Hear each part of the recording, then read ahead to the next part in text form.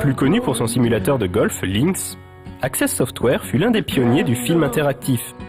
Ce fut l'un des rares éditeurs à connaître le succès dans ce domaine, ayant compris que l'abondance de scènes filmées ne faisait pas tout et qu'un véritable gameplay et une histoire solide étaient évidemment nécessaires pour que la sauce prenne.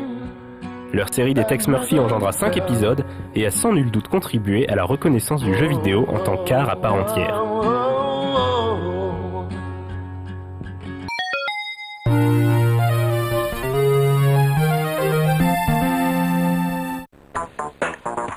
Ce qui avait commencé comme étant un projet de simulateur de vol dans un San Francisco futuriste devint un jeu d'aventure lorsque Access décida de proposer un scénario entre les phases de simulateur.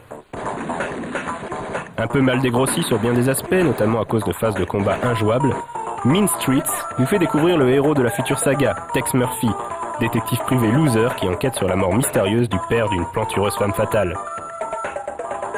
Les personnages sont représentés par des acteurs digitalisés, Tex lui-même ayant les traits du créateur du jeu, Chris Jones, un rôle qu'il conservera dans tous les épisodes qui suivront. C'est également le premier jeu PC à proposer des voix digitalisées.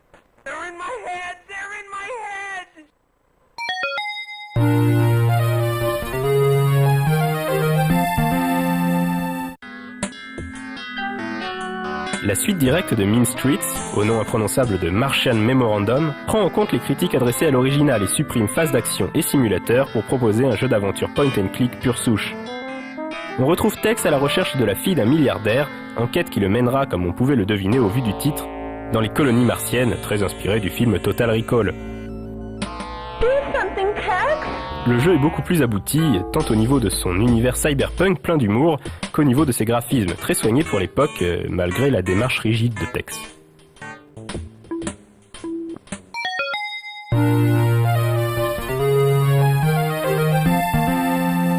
In the moonlight, New San Francisco sparkles like a chunk of cubic zirconia. Le titre qui fit entrer Tex Murphy dans la légende du jeu vidéo fut sa troisième aventure, Under a Killing Moon.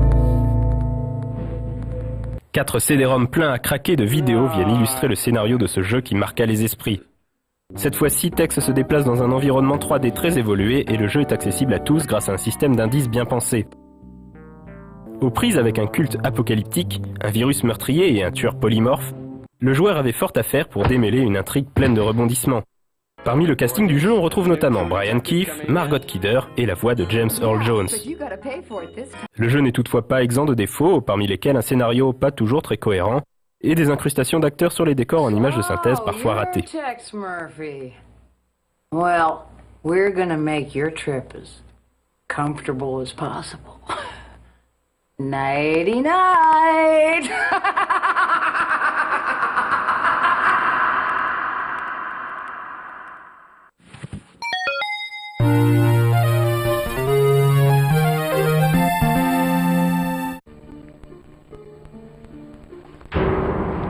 Rebondissant sur les bases installées par Under a Killing Moon, The Pandora Directive propose une aventure encore plus vaste.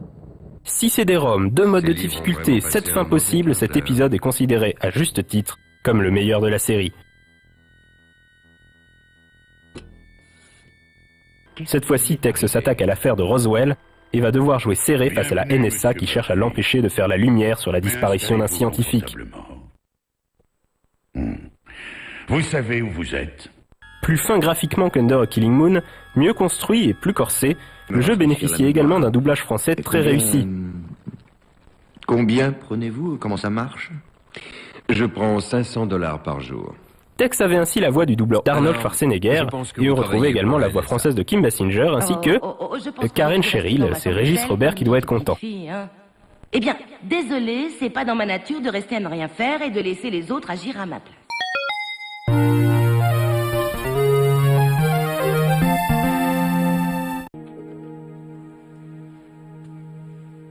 Are you the private investigator? Après le succès de Pandora, Intel confie à Access la réalisation d'un titre visant à promouvoir un nouveau support, le DVD. Avec seulement 9 mois de développement devant eux, Access décide de réaliser un remake du premier titre de la série, Mean Streets, remis au goût du jour graphiquement avec le moteur de Pandora Directive. Au final, seule l'intrigue, racontée en flashback par Tex, respecte dans les grandes lignes celle de l'original, le jeu étant très différent et ne proposant heureusement aucune scène de tir. Au générique de cet épisode, on retrouvait notamment l'acteur Michael York. Censé introduire le chapitre suivant des aventures de Tex, le jeu se terminait sur un des plus gros cliffhangers de l'histoire du jeu vidéo. For different reasons, we both want to find it. You don't say. Well, that makes 3 of us. Et c'est hélas là que Tex Murphy fut victime une ultime fois de sa poisse légendaire. Access se fit racheter par Microsoft et la suite prévue ne vit jamais le jour. 10 ans après Overseer, les créateurs de Tex, désormais éparpillés dans différentes sociétés, continuent d'espérer pouvoir un jour apporter une conclusion digne de ce nom à la saga.